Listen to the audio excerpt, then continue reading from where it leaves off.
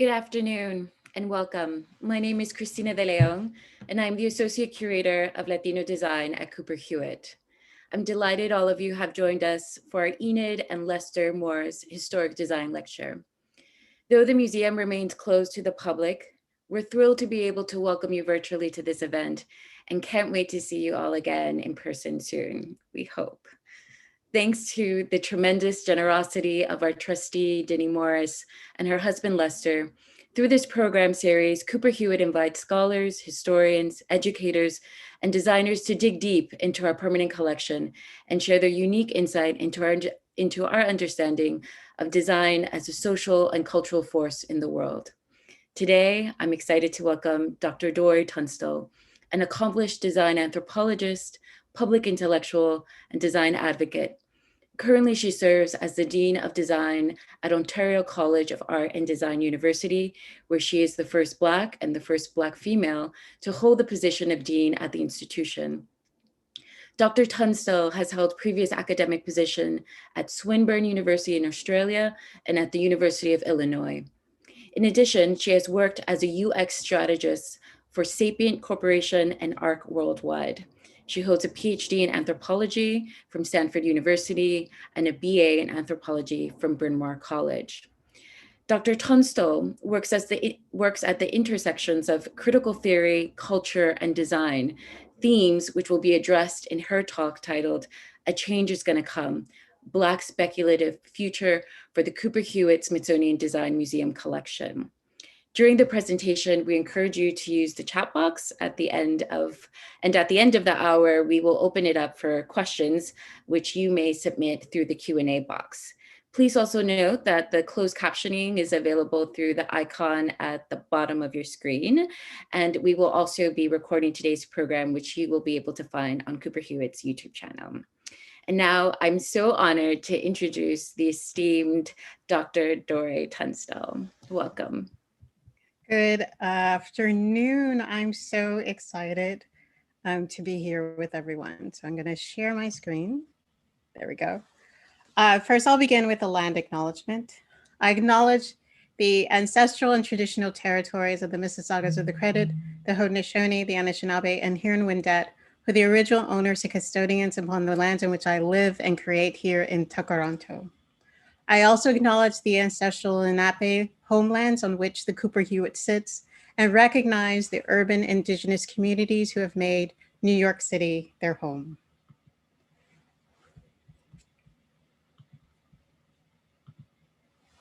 I was born by the river in a little town. Oh, and just like that river, I've been running ever since. It's been a long time coming, but I know a change gonna come. Oh, yes, it will. So as again, I was introduced, I'm Dori Tunstall, Dean of the Faculty of Design at OCAD University in Toronto.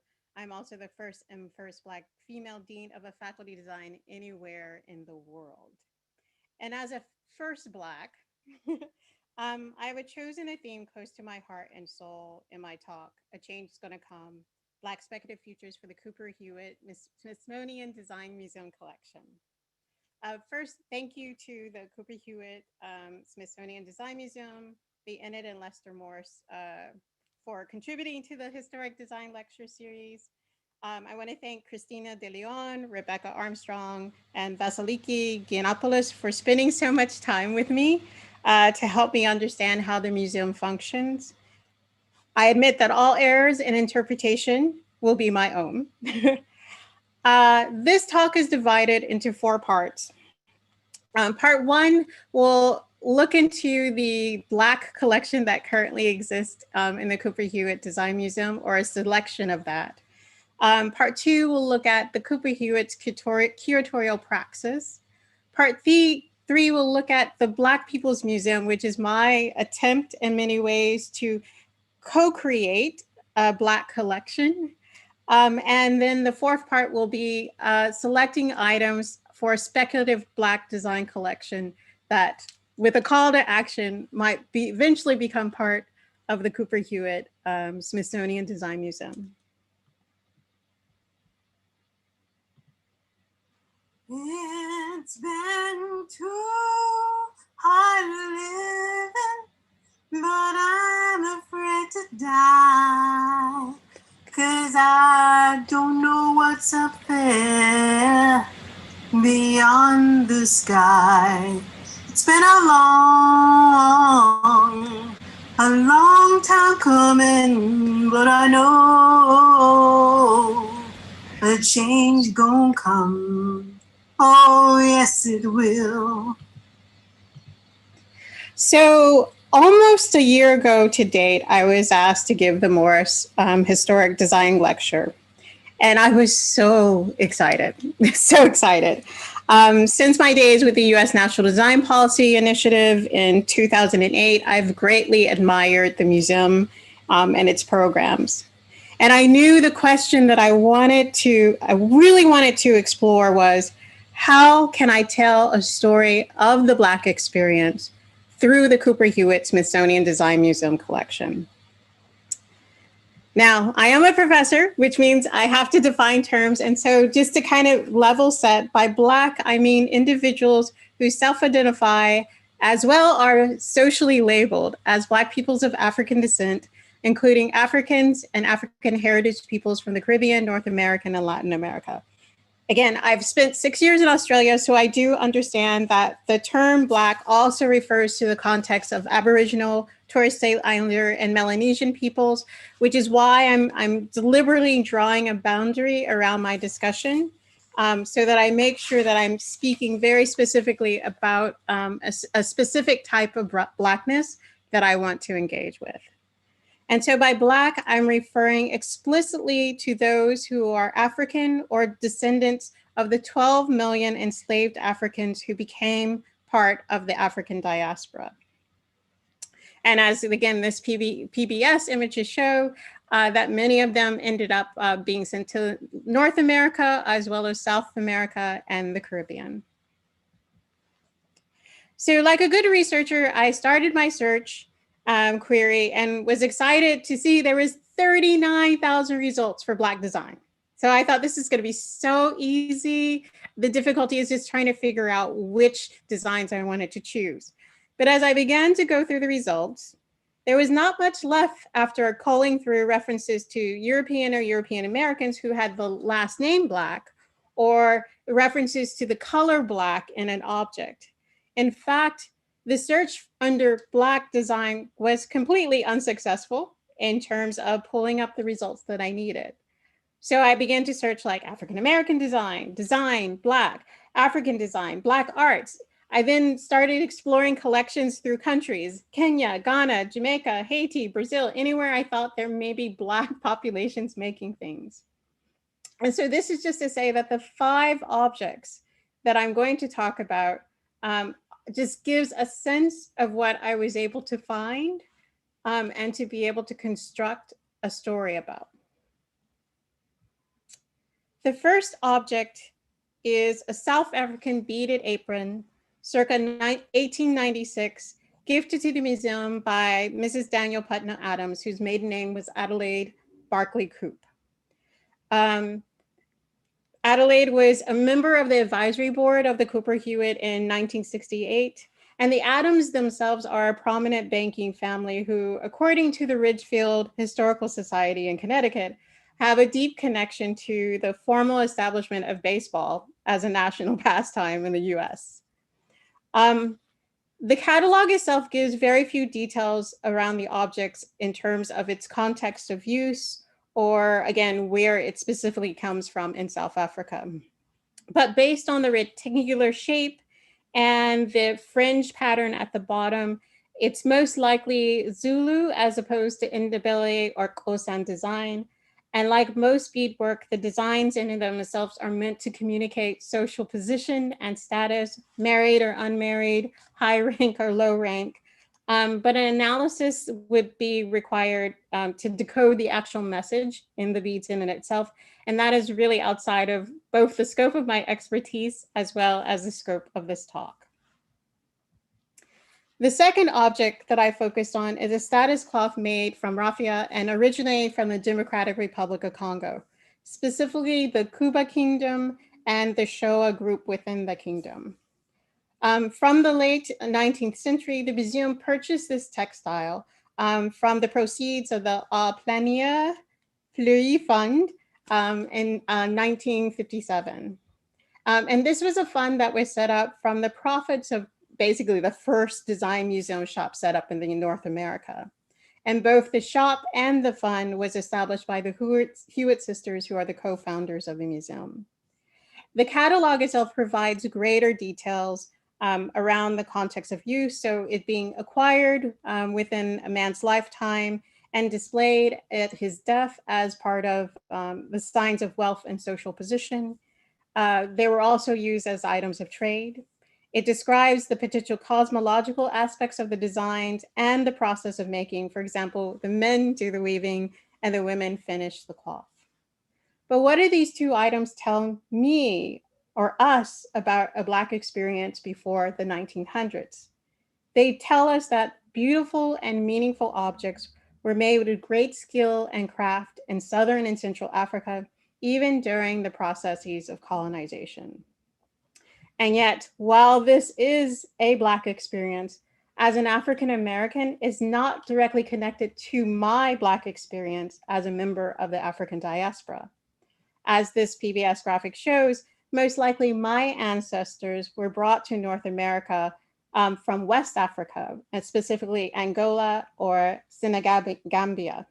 So these objects don't really help me tell a story of the Black experience, at least the one that I am wanting to tell. So I go to object number 3. We jump from collections in the 1900s to 1968, specifically to the print Black Revolution.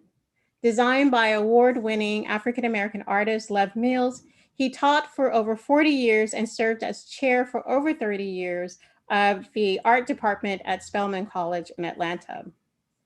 And as the Cooper Hewitt catalog notes, he made the artwork while he was overseas as a student in London as his way of connecting with the civil rights movement and the Black Power movements that were happening in the United States. And so the imagery itself evokes a sense of what was going on in the minds of the people at the time: love, death, injustice, history, stereotypes, a sense of what direction we're going in as a people, and again, just the beauty of our people itself. And this print was donated as a gift to the Museum of Graphic Art, New York in 1973. Object number 4 is the poster Come Sunday, featuring the artwork of the famous African-American artist, Romain Bearden. Both Romain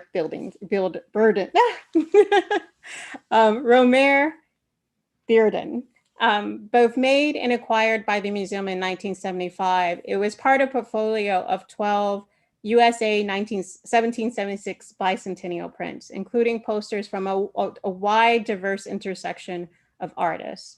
Will Barnett, Joseph Raphael, Janet Fish, Aya Bolotowski, Fairfield Porter, Alan Kessler, Clayton Pond, Barbara Sandler, Walter Darby Bernard, Wendy Ming.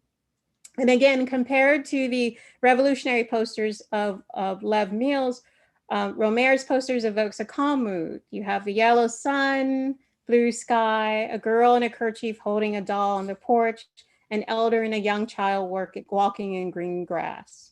And Romain's work is a good reminder of the Black experiences of rest, family, and intergenerational obligation, with a quote from Mary McLeod Bethune: "We are the custodians as well as the heirs of great civilization." So revolution and rest are two dynamic states for Black peoples who are still fighting for our liberation, and again, is part of telling a story of a Black experience. The 5th object I've selected is the movie poster for Spike Lee's Do the Right Thing, Designed by Detroit-born and LA-based designer Art Sims, it's one of several posters that Art created for Spike Lee films, including New Jack City, Malcolm X, the controversial Bamboozled poster, Crooklyn, Mo Better Blues, and When the Levees Broke, which was the documentary about Hurricane Katrina. These posters are important because they establish two dimensions of what could be defined as a hip hop aesthetic infused in graphic design. The Do the Right Thing poster evokes like the bright, saturated color palette aligned with like the music videos of a TLC or the fashion brand Cross Colors, which just recently had an exhibition in LA. The dark and stark graphics of the Malcolm X poster evokes a sort of blacked out militant aesthetic of Public Enemy, which Spike Lee lampoons actually in his movie Bamboozled. What is key is the story that Art Sims wants to tell about his work, which is why he donated it to the Cooper Hewitt. He has a very strong intentionality around the representation of Black folks. And in 2008 AIGA Design Journey article, he states, "I love doing work for and about African Americans. I feel I'm reshaping history to show our beauty." So these are the 5 objects that I've selected. And there's not much more in terms of Black design within the Cooper Hewitt's collection. I mean, again, there's more African jewelry and textile pieces. There's definitely a few more posters. There's a group of Black designs that are more contemporary that I'll talk about later on. But in viewing time as a spiral, as opposed to a line, what I can say about these 5 objects is that there's a story to be told about Southern and Central African art in the 1900s and how it portrayed a sense of status and positionality within culture. And then there's some Black revolutionary posters that happened in the late 20th century.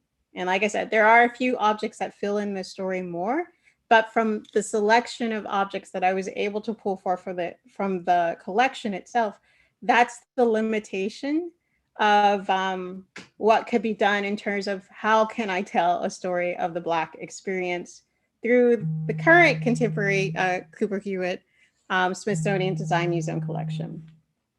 So can I do it? Can I tell this story? And my honest truth is, in my opinion, I cannot, which begs the question, why?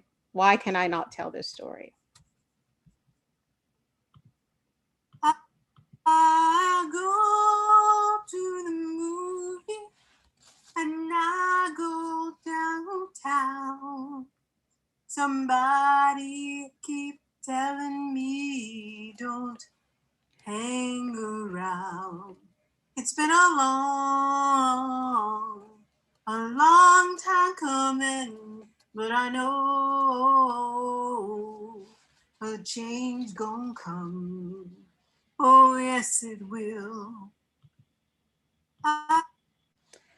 So, of course, the meta reason why is that here in North America, we live in a society that's built on a white supremacist culture, which, according to Jacqueline Badaloria in her book, The Birth of a White Nation, since 1681, European white bodies, lives, and culture were legally enshrined as superior to those of Indigenous and Black bodies, lives, and culture.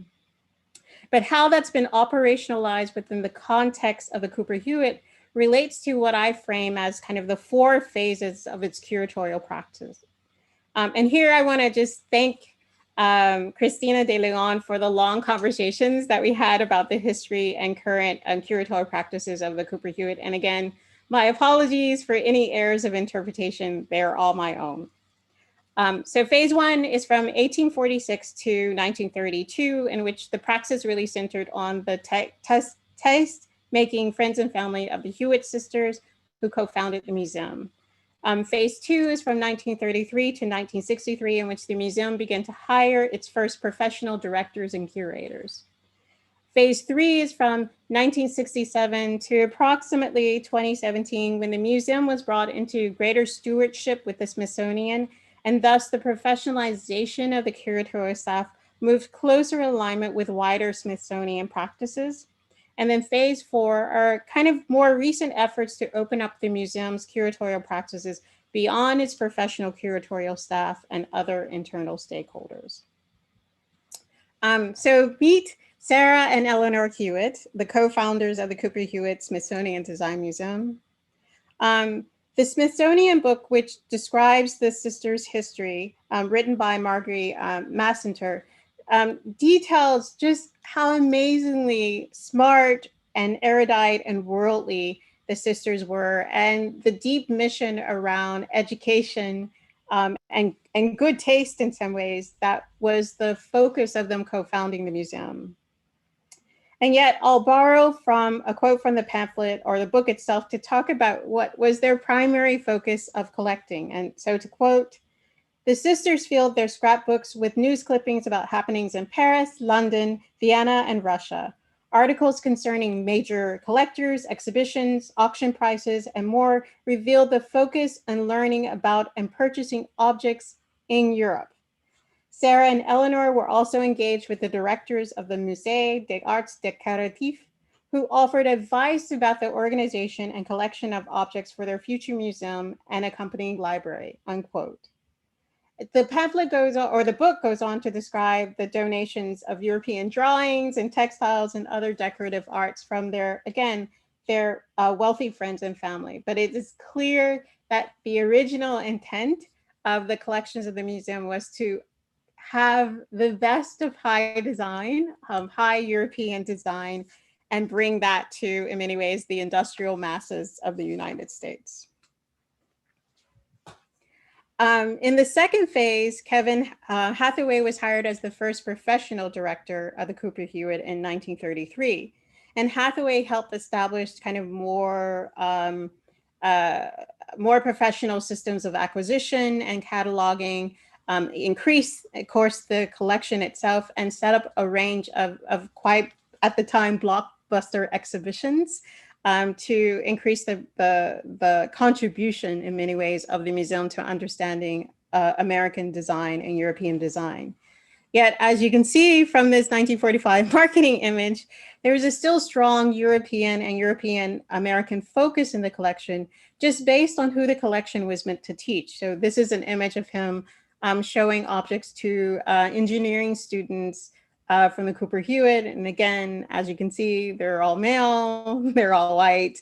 And that influences, again, the notion of who the museum is meant to serve. Things begin to shift in the 1960s.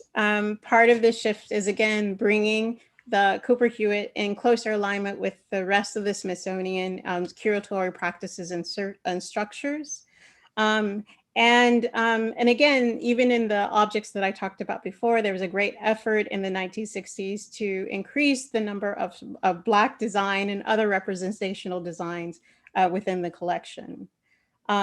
So in this time, you see a great sharing of objects between the different museums. And a good example of this is both in terms of the sharing across museums, but also in terms of the museum telling more stories about the Black and Latinas experiences, is the Looking for Design Explorations, which was written and published on the website in 2017 by Maeve Codru, a summer Latino Museum Studies Program Fellow, and done in consultation both with curators at the National Museum of African American History and Culture, Michelle Joan Wilkerson, and Cristina de Leon at the Cooper Hewitt Smithsonian Design Museum. So 7 post-1950 objects from across the 2 museums were highlighted. So this is an image of Art Smith's modern cuff from 1948. There's Michael Puryear's Dan Chair from 2010, Alfredo Roscard's Black Power poster from 1968, Cheryl R. Riley's Tudor coin encrusted table from 1992, Alberto Blanco's poster, World Solidarity with Puerto Rico from 1981, Stephen Burke's roping stool design in 2011, and Cesar Pelle's drawing Indiana Tower from 1981. 5 of those 7 objects were within the collections of the Cooper Hewitt itself. So Again, I did select 5 objects, but of course there's more objects that exist within the Cooper Hewitt. But again, what is the story that they allow us to tell? So the 4th phase is where we are now. And again, with the opening up of wider contributions to the museum's curatorial mission. Christina described for me how the efforts before COVID-19 hit, that there were efforts to have more staff from within the museum itself actually contribute ideals as to what should or could be collected. The thing that I was quite thrilled to see is the Willie Smith Community Archive that was established to support this Willie Smith Street Culture exhibition. And it's, again, just a recognition how community actually determines the meaningfulness of design objects themselves. And these are the kinds of efforts I applaud. And in some ways, these are the efforts that I wanted to emulate in preparation for this talk. Then I go to my brother, and I say, brother, help me please. But he winds up knocking me back down on my knees. So disappointed that the Cooper Hewitt was not allowing me to tell the story that I wanted to tell about the Black experience through its collection, I decided to ask my Black siblings in the design to help me create a model of a Black museum of design things. And I use the term things in a very specific way. My own thinking about art, design, and craft are deeply influenced by the work of art historian and anthropologist Dr. Esther Pastore, and especially the book Thinking with Things.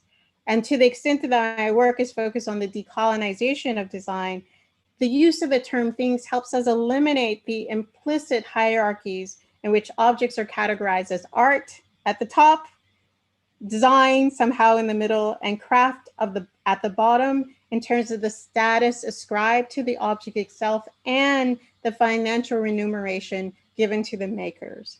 So I'm interested in a crowdsourced museum of design Black things. So I created a Google form and I asked my Black siblings in design to help me source 10 design things which had to have 3 characteristics. It had to be made by a Black designer or a majority Black design team. It had to actually benefit Black peoples. And it had to somehow help change the conditions of Black peoples in North America. They were also to align them with a date ranges, describe how the objects met the criteria, and upload images, as well as provided information about who they are. So I posted a screenshot and a link to Black Design Twitter, and people in the community came out in terms of reposting it and liking it. And this is where you start doing that false math in your head where you're like, I have like 10,000 impressions and 300 engagements. So I at least should get 10 responses, right? And I got Silas Monroe, who my mentor. So thank you, Silas, for making me feel as if I'm not a total failure by your contribution. And Silas's contribution, again, he studies graphic design history, so a great contributions. Fire, devoted to young Negro artists from 1926. So again, the design team of sort of Aaron Douglas, Richard Bruce Nugent, Langston Hughes, Wallace Thurman, again, sort of seminal texts that are important to like the Emancipation Reconstruction time and the Black experience up until Jim Crow. But even he struggled with the criteria because in his suggestion for the survey graphic Harlem, Mecca of the New World, it had a Black art director and writer, but not a Black designer. And so it just sort of showed that this exercise is going to be a little bit more challenging than I thought.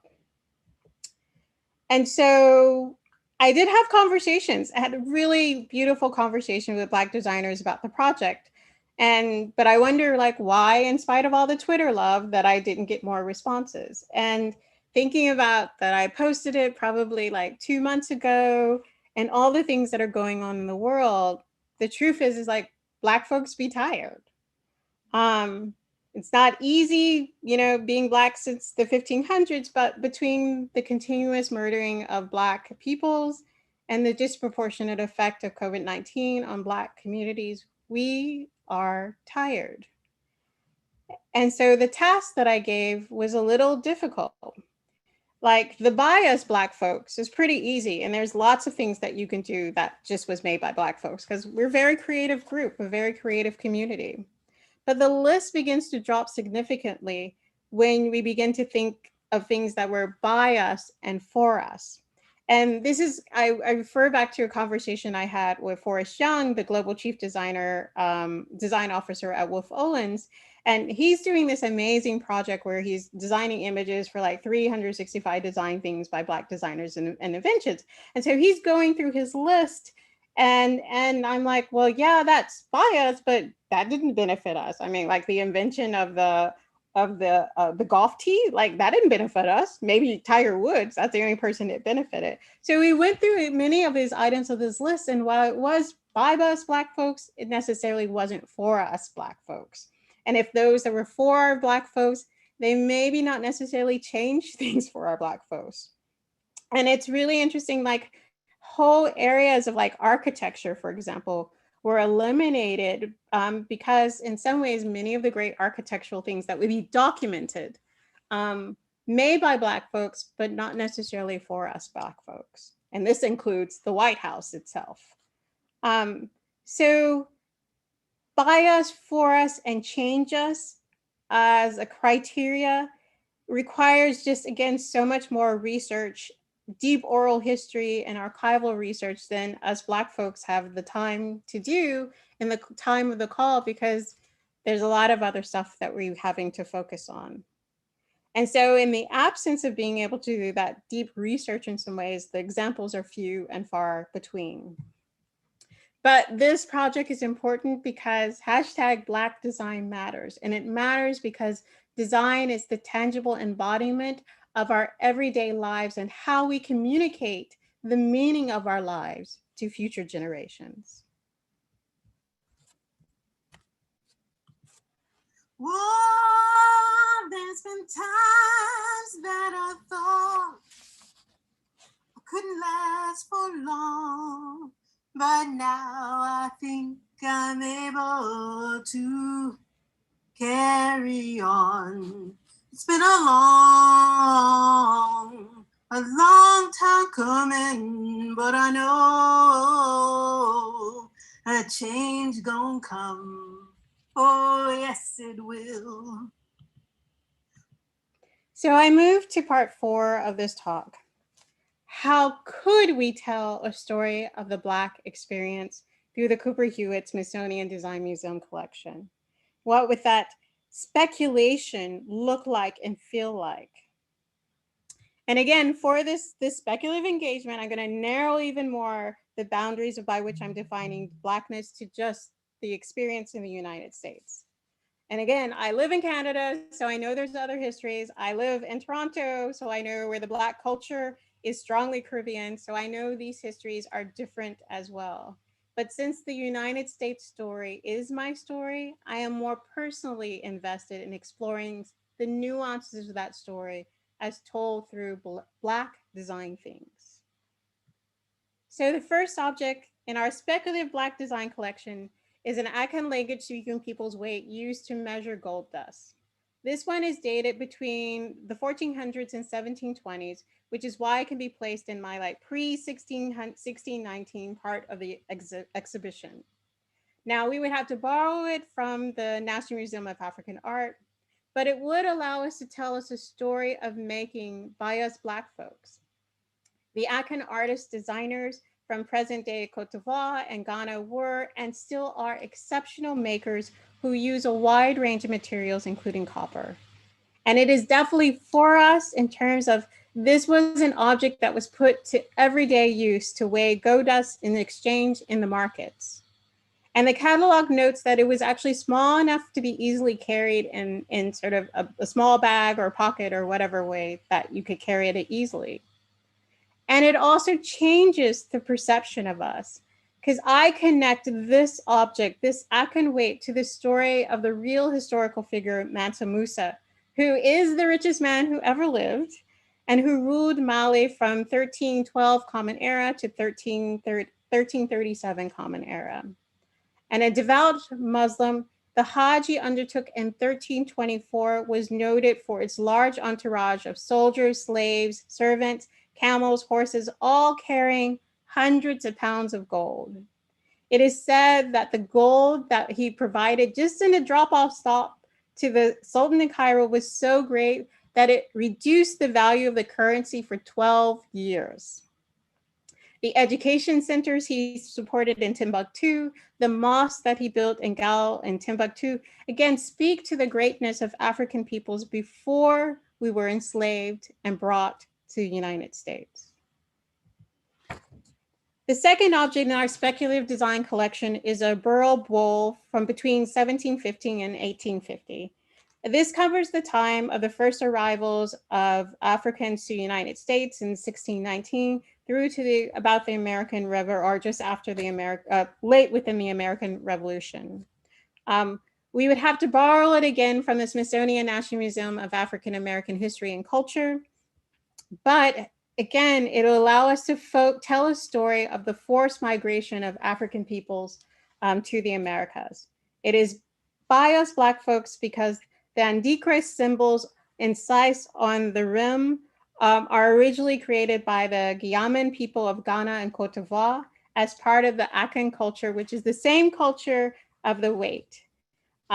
Each symbol has its own distinct meaning and form lexicons of complex proverbs that are still used today. And the bowl is for us. It was found in Mississippi among artifacts used by enslaved peoples of African descent. And so it's a story that changes us. The bowl is a tangible testament to the continuity of culture and meaning passed from our African ancestors in spite of oppressive systems that forbid the use of our African languages, the practices of our culture, and even the maintenance of family and social structures. So in that sense, it's definitely an important part of the story we tell in our speculative design collection.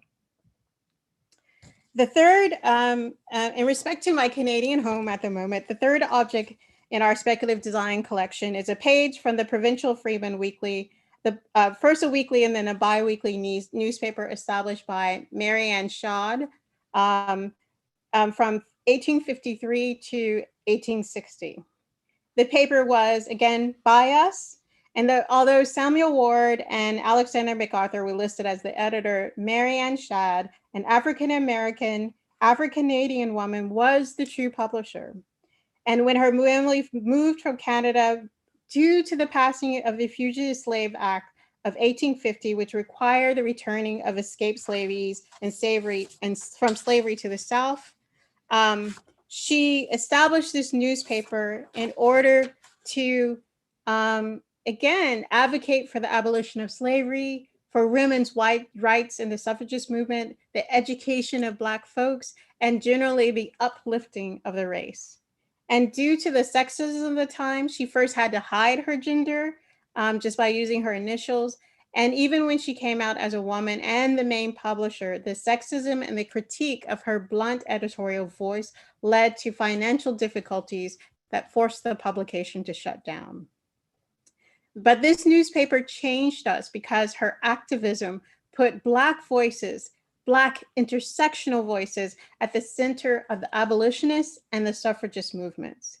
And so I can definitely trace that my position as a leader would not have been possible without Mary Ann Shadd's achievements themselves. The fourth object in our speculative Black design collection is a contribution of another Black woman, the folding cabinet bed by Sarah E. Goode, patented in 1885. It's by us, so coming from a family of carpenters just 1 or 2 generations out of slavery, Goode was one of the first Black women to receive a patent from the US Patent and Trade Office. It's definitely for us because as the end of the Civil War brought Reconstruction to the south of the United States, it also brought a wave of migration to the north, where Black folks were searching for better economic and social opportunities. Goode had a furniture store with her husband in Chicago, and customers would complain about the lack of space in their urban cramped living quarters. And so it is part of her creating, again, sort of dignified objects that of practical use for the great number of Black folks who, again, were moving to the North. And it changed us because predating the Murphy bed by 20 years, which, by the way, is actually in the Smithsonian collections, the folding cabinet bed sought to provide dignity to the cramped spaces that most Blacks had to live in due to discriminatory housing practices, both outlined in Death with St. Clair Drake's The Black Metropolis, or more recently in Ta-Nehisi's Coates, The Case for Reparations, in the 2014 The Atlantic magazine. Object number 5 in our speculative design collection is the Black is Beautiful poster in the 1970s, which is just shy of our 1955 to 1968 civil rights era sort of time block. By us, so through the stark black and white design of Robert Gumbs and based on the beautiful photography of Kwame Brathwaite, whose photography exhibition, Black is Beautiful, by the way, has been touring since 2019. It belongs part of that era because the posters in some ways represented the culmination of the activities of the African Jazz Art Society and studios, and the series of shows and concerts, the establishments of the Grandassa modeling agent, and other efforts to support a vibrant Black culture in Harlem, but also around the world. And I could personally speak to the power of this poster with the words of Marcus Garvey, the imagery of the beautiful Grandassa models, and the graphical clarity of the typography. Like, this changed us.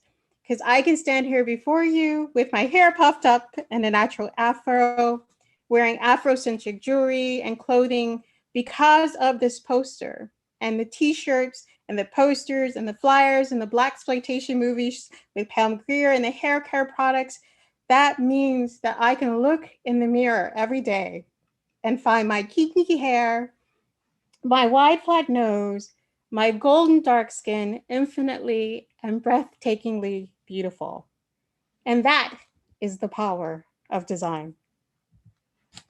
So the 6th object is a bit of a bonus because it's one of my favorites to add to the speculative design collection, the Budweiser-sponsored advertising campaign of the great queens and kings of Africa, produced first in 1975 and then throughout the 1980s. They were definitely by us. Budweiser commissioned 30 illustrations by 23 Black illustrators. And my favorite are the 3 created by Barbara Higgins Bond, of which this one is one. And she also did the ones of Mansa Musa and Shaka Zulu, who again are some of my favorites of the series. And they were for us. Like, they came out just as Black History Month was being brought into the US educational system in the 1970s.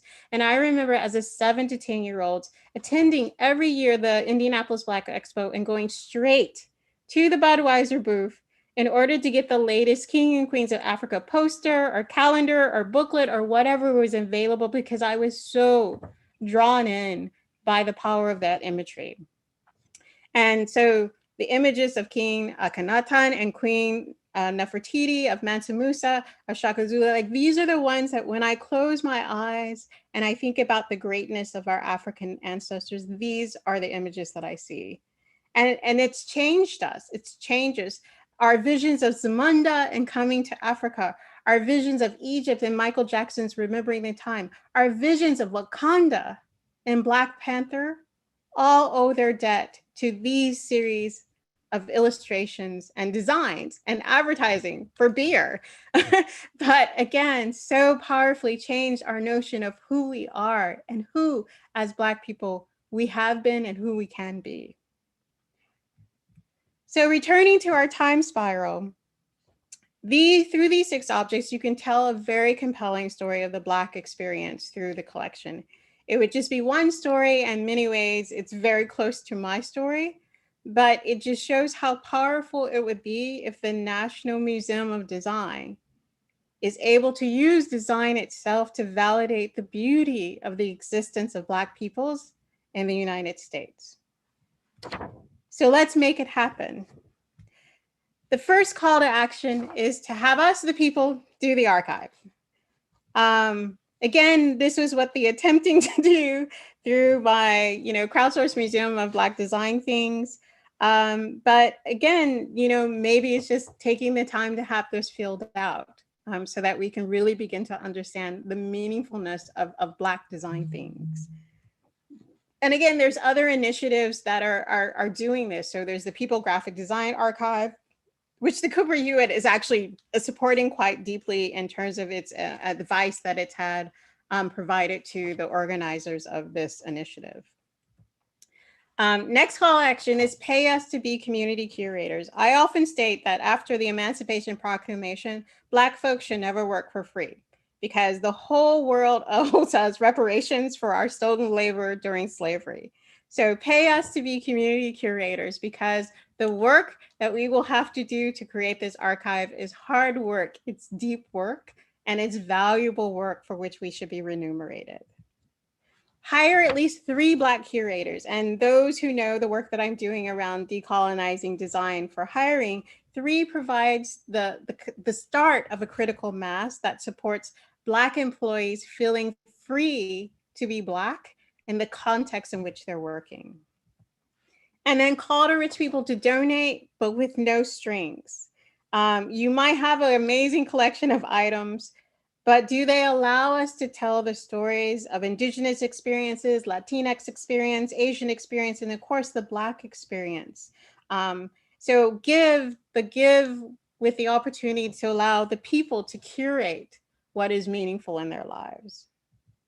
And everyone needs to remember, again, why Black design matters.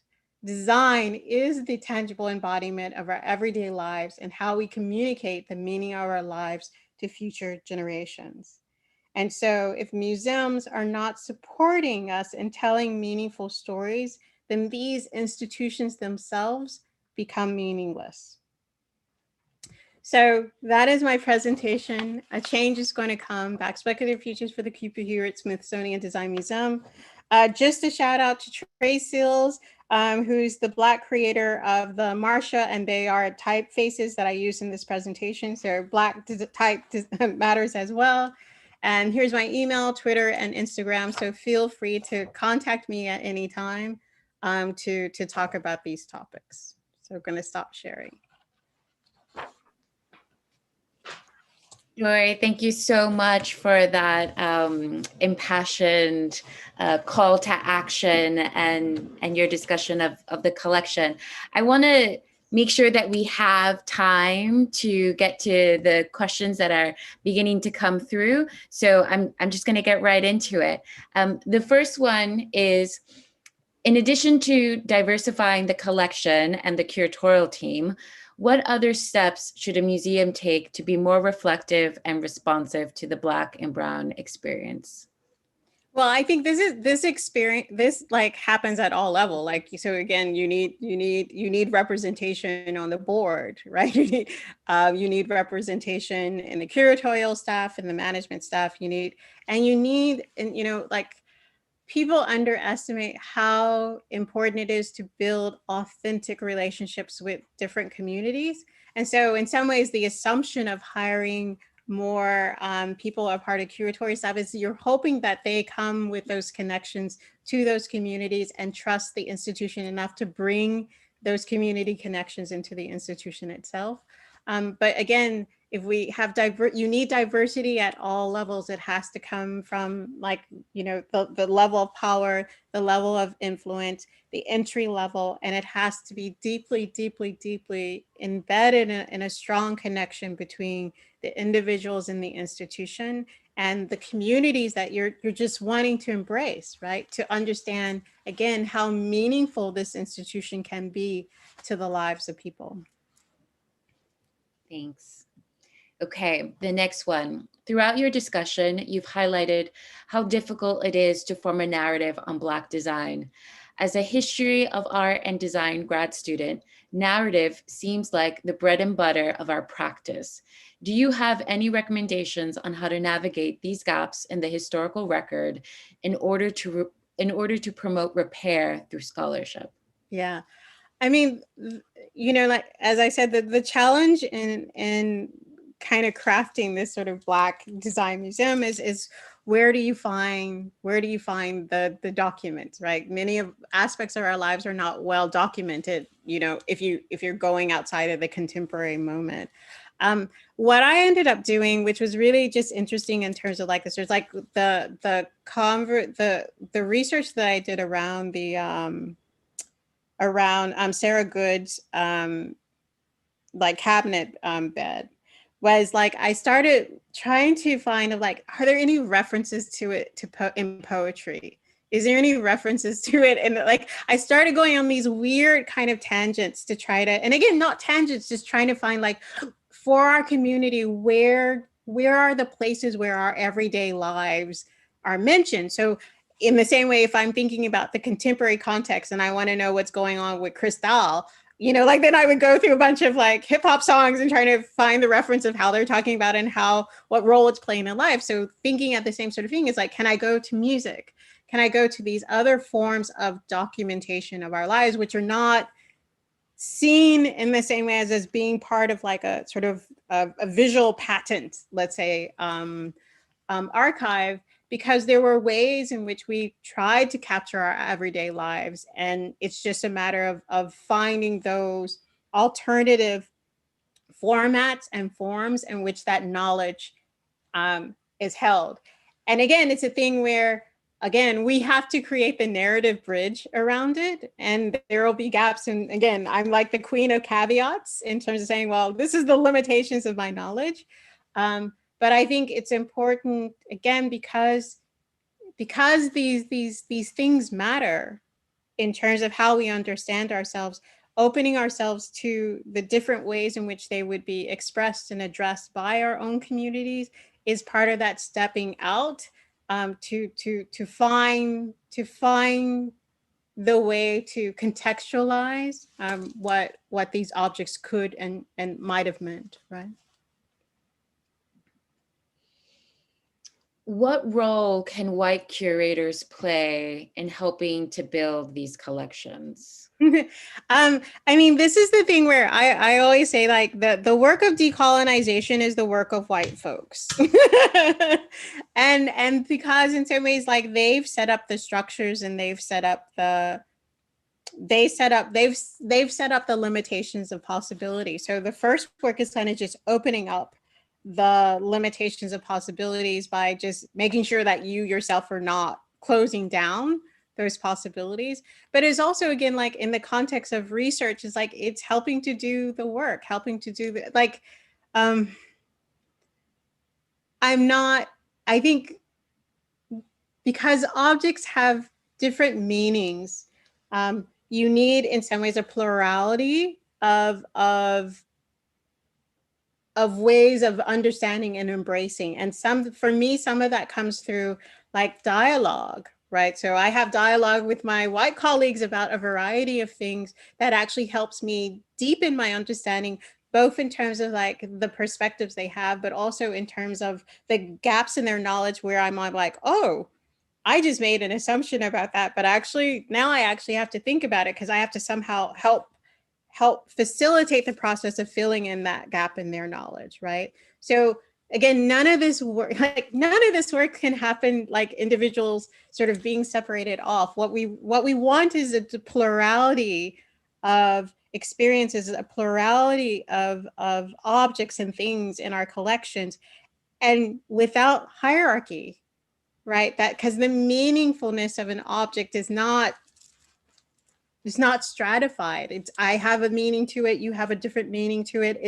It's nodal and lateral in that sense. And so we need white curators to be part of that dialogue, to be part of understanding the plurality of meaning that an object has have, which then helps us see more clearly, again, like how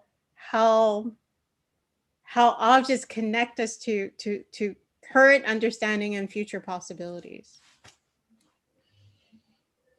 Well, lots of questions are coming in, so I'm just gonna do rapid fire to get to all of them, because I'll try to make sure to answer. It's good. I want to make sure that we can get to all of these, which are really great. So one question, and I'm going to jump around a little bit. So one question that came in is, how can youth and young designers play a role in enacting this change? There's a project that I'm working on now called It's My Future Toronto. And so we've recruited these 8 to 12-year-old Black, Indigenous, and POC youth to basically to redesign the city based on what their current, present, and future vision of what the city would be. And I love those kinds of engagements because it's that they bring such a fresh perspective of what has been happening in the past and what is possible in the future. So I think, engaging the youth in these processes of having conversations about their own history, like, if it's possible, speaking to your parents and grandparents about what were the things that were meaningful to them. What were the things and why they were meaningful? Because again, these design things are objects of transmission of values, objects of transmission of hues. And so in some ways for young people, it's just asking the questions. Why does this matter? What is this thing? How is this connected to me? And then telling their own stories from that process of like, is this all of a sudden more meaning? And also, what do I need to be collecting so that I could tell future stories about the things that were actually important and matter to me as well? So almost everyone has to be like, curation has no age limit. You start young, understanding, again, what is it that you want to communicate to other people, and what are the tangible forms in which that communication can take? And then just make sure like you keep really good notes for historians in the future to decipher that. Okay. So considering more than 90% of museum collections live in storage and don't often see a gallery, how do you suggest a museum ensure that the growing collection of Black designers get out to the community? Pre or post COVID? I mean, actually there's some, like I have a great advantage of living here in Toronto in terms of, in some ways, the museum culture. That Cheryl Blackman, who runs the kind of 11 City of Toronto museums, like they've been doing some really amazing work in terms of, again, rethinking the sense of place where objects need to go. Again, I think digital engagement, and I'm really interested in more stuff that we can do around augmented reality, where you have some recontextualization of objects and place that are really exciting and very resonant in some ways to different Black communities and how they might want to interact with objects. Those are some of the things that I think are happening that are really exciting and breaks us out of the modality of like, I need a white room and everything on top of a pith with like, a plexiglass box and some lighting on it. Like the more we can move out of that understanding of how we display, the more, I think the more engagement. And museums shouldn't just be in the place, museums should be in the places where people are. And so I'm also very interested, once we get past COVID, of like how we can bring, I always think of it as like, what is the Antique Roadshow is an interesting model of like, how can you do a like, how could a museum engage in a kind of like an Antique Roadshow version of an experience that it creates for people, where in some ways it might be bringing its own objects, but it's also asking them to bring in objects to, again, some ways just have a really interesting dialogue around, again, what these objects mean and where they come from and what's their history and what their meaning could be within that. And so I'm interested in so many different ways in which we engage with things, and that opens up the possibilities of how we bring things within the community and recognize the things that are meaningful in the community itself. Next question. Can you talk a bit more about the ways to avoid tokenism when hiring Black curators? That's why I say 3. That's why I say I have 3. You have to have a minimum of 3. And again, you know, we put this in, you know, we've putting this into practice at OCAD. Like when we've hired faculty, we had our Black cluster hire last year, and we brought in 5 faculty. And what happens when you bring in 5 is, I mean, what seems to be happening is that, again, that our 5, these 5 very amazing individuals that we brought, they are uniquely themselves, and they see them and they speak about their cultural differences, their background differences, and how that gives them a different perspective on things that, again, we normally think of as being very similar, but not. And so when you hire, at least for a minimum of fee, you begin, there's no way that anyone interacting with those individuals will say, oh, there's only one type of X, right? That in that diversity, that they have to see that there's diversity in the group, and then they have to extrapolate that, guess what, there's going to be even more diversity. So I can't just tokenize this individual, because I see them both as part of a collective as well as being an individual, and that's tangible in my interactions and experiences in my everyday life of interacting with them. And so that's why I'm really keen on like just not having the one, never have the one. Even sometimes it's like, you know, having 2 doesn't even do it enough. There's something magic about like the number 3, where it's like, I can see the range of possibilities in 3 that I can't even see when there's 2. So this is a bit 2-part, part praise, part question.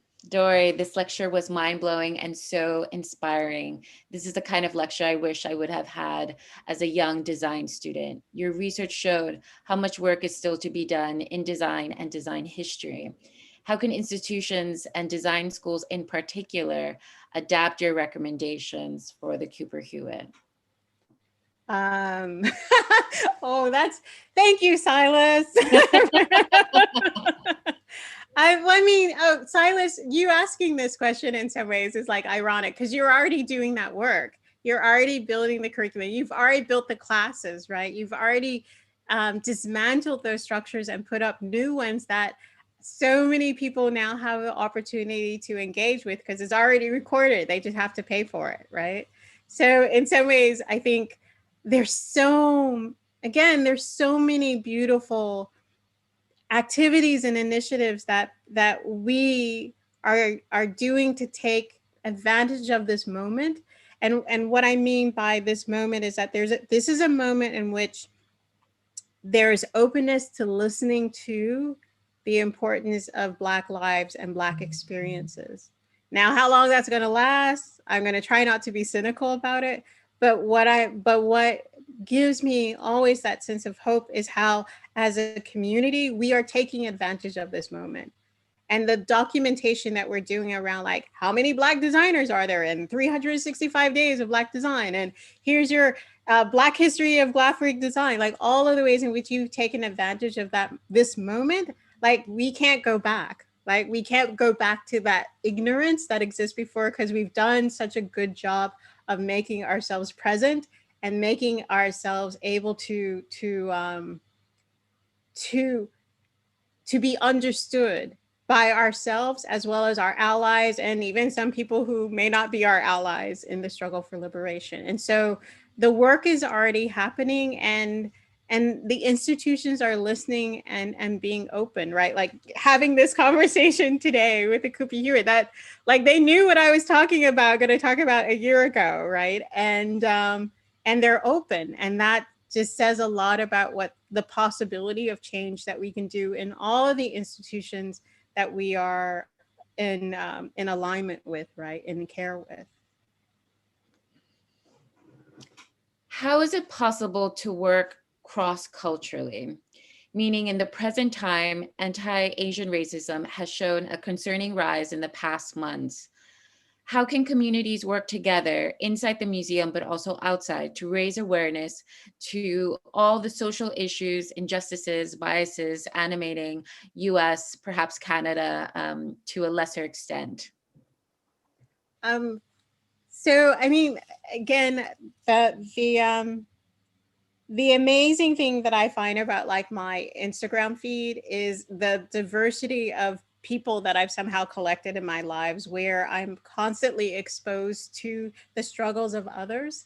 And what I've noticed in the past year is so much solidarity. So like I have a pair of earrings that are like indigenous support for Black Lives Matter, and t-shirts that say indigenous sovereignty and Black liberation.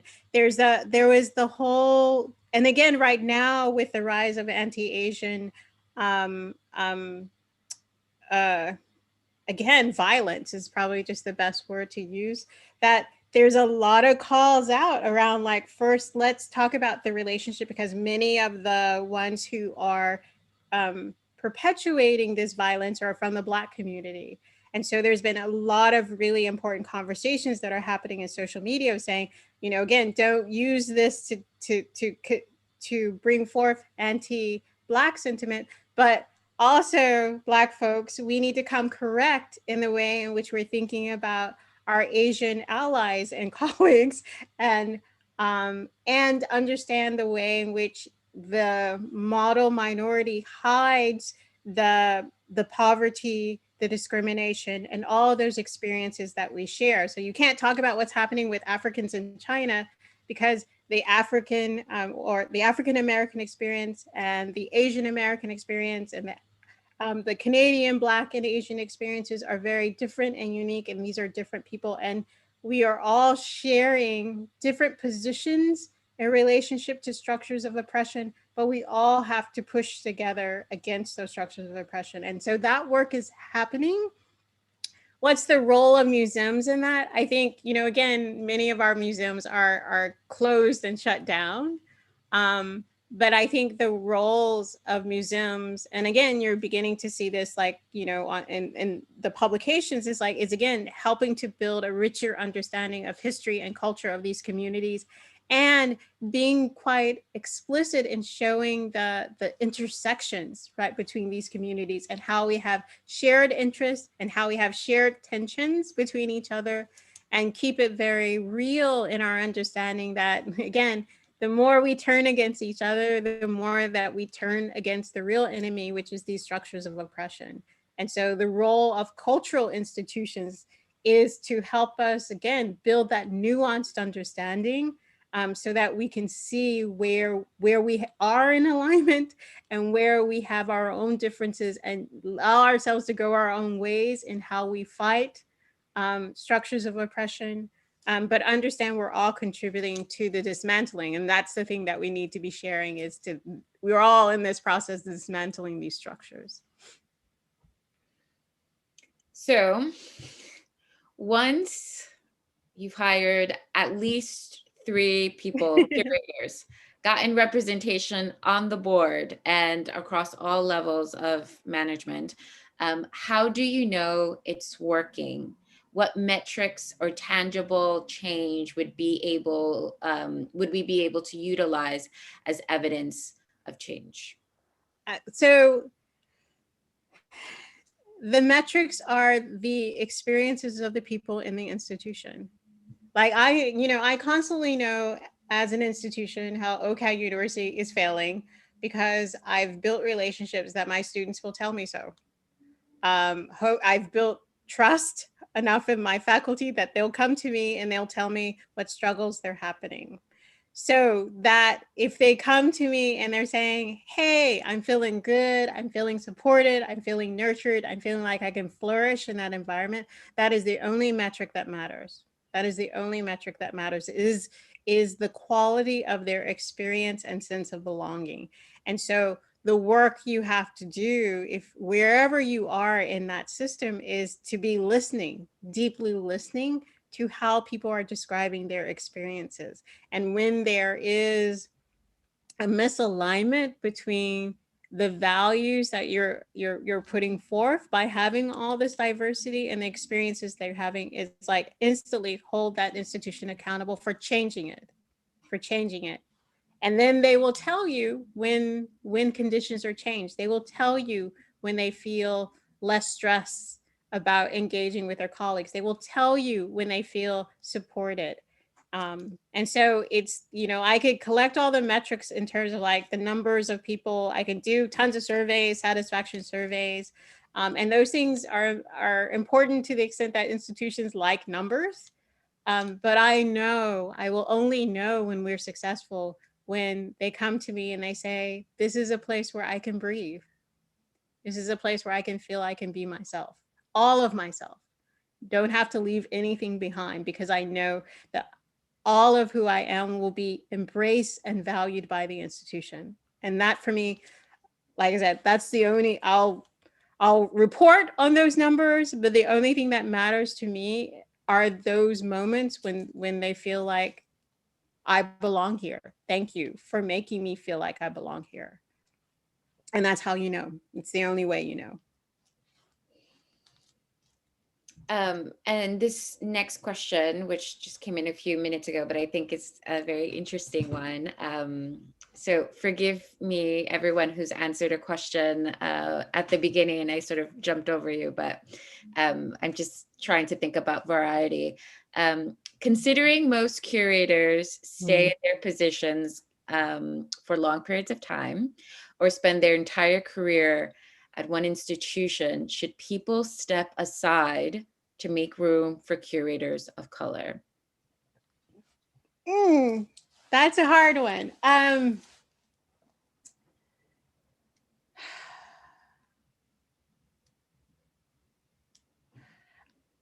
I guess the thing the thing that I most admire about some of my the people that I consider like my deepest white allies is that some of them have been quite explicit about stepping aside and making room.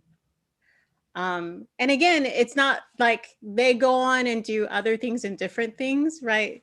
And so having the kind of sense of like, where can I make the most impact for the kinds of radical change and decolonization or diversity and equity? Where can I have that impact? You know, like that's the question that one has to ask. And I get it myself. Like, you know, I know for myself that like my value in an institution is that I accelerate change. And I know that in some ways I have a lot of energy and whatever, so I can actually take up a lot of space.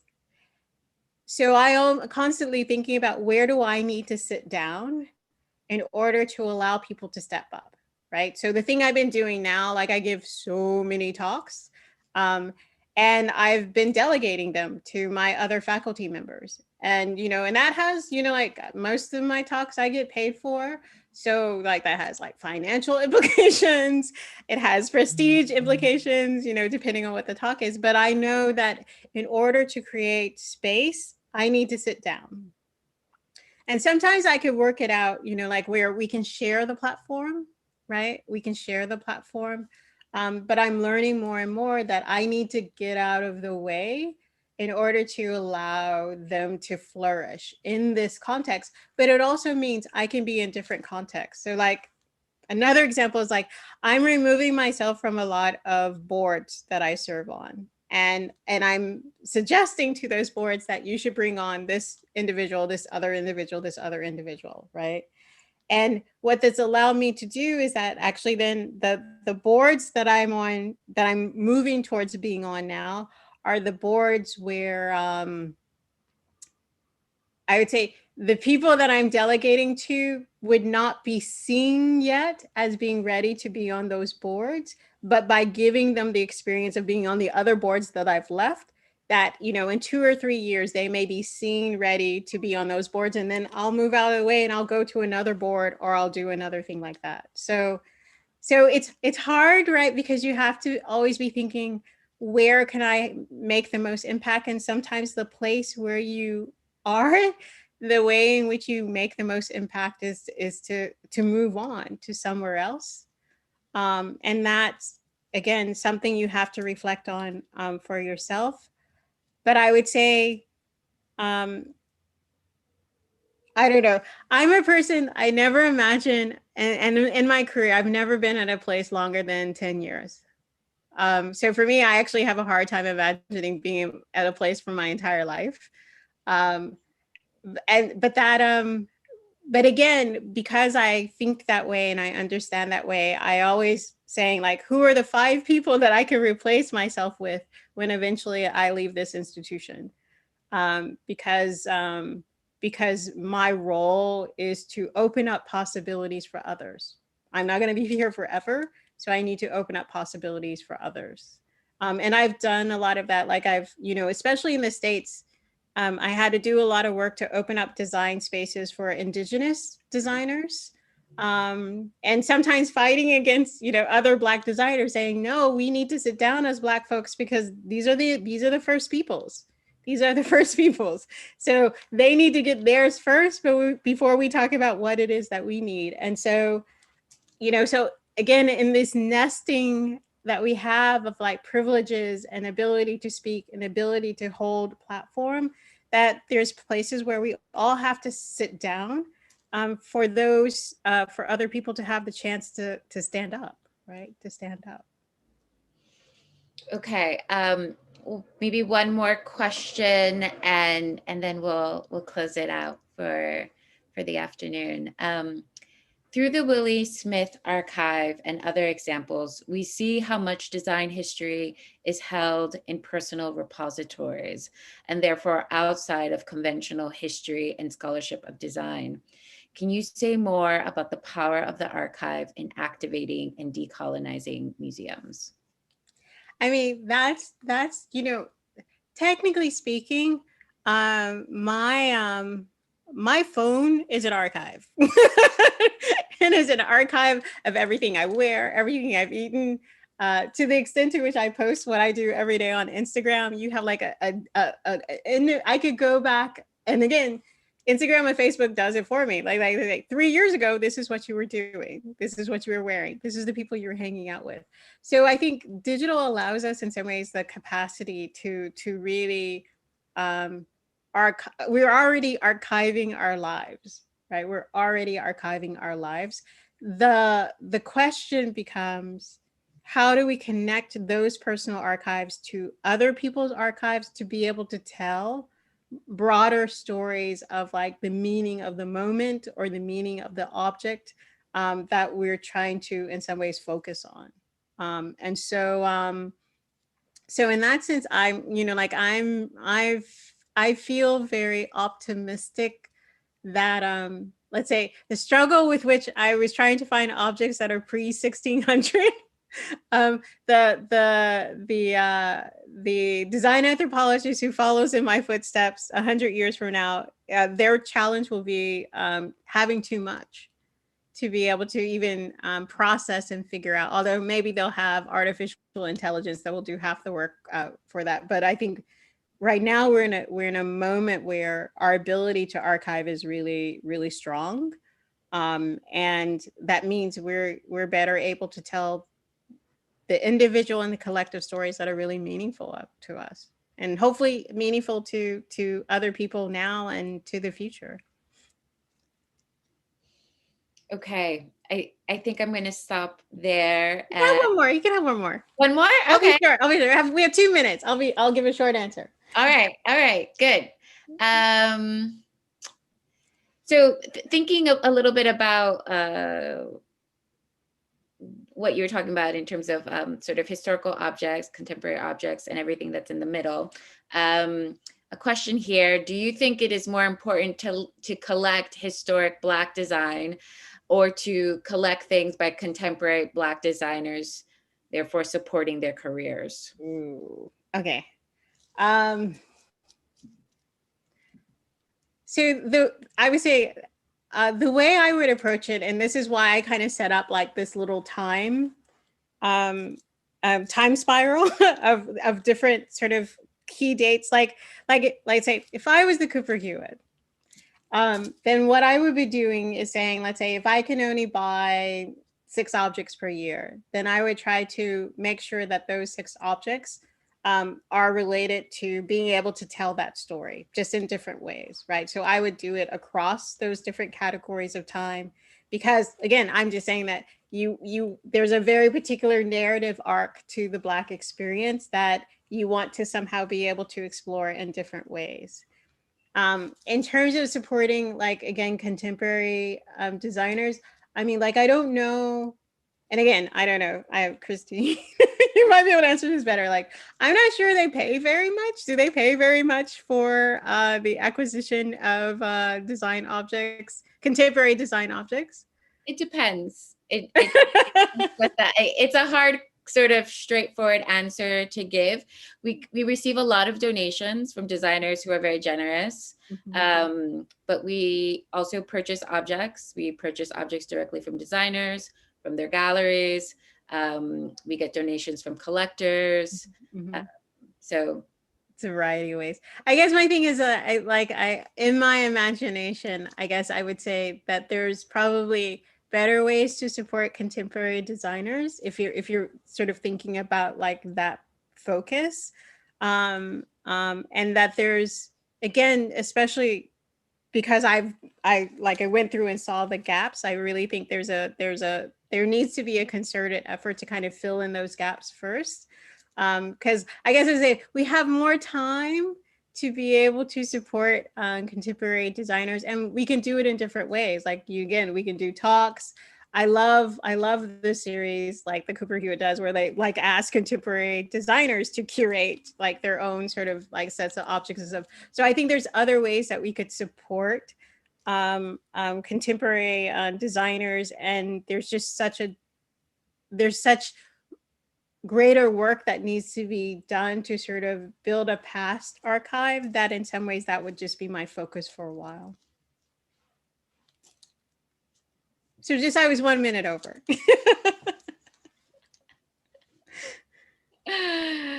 Good answer. Okay. Well, thank you, Dori. Thank you for your time. Thank you for your inspiring words. It's obvious that so many people today really enjoyed listening to you and learning more about your insights on Cooper Hewitt and its collection and what we can do. We have a lot of work to do, as many institutions across the United States and across the world have to do as well. And so it's great to start these conversations, to be open, to have dialogue, and to invite our public to engage with you and with us too. We learn so much through these types of conversations. With that said, as we close, if you enjoyed this program, if you didn't enjoy this program, there's a survey. We want to improve this experience. We're trying to get better as we provide more and more virtual programs. So please give us your feedback. And I guess that's it. Thank you, Dori. You were incredible. This was so wonderful. And most of all, thank you to everyone who tuned in today, who spent this time with us, and who engaged. Thank you so much.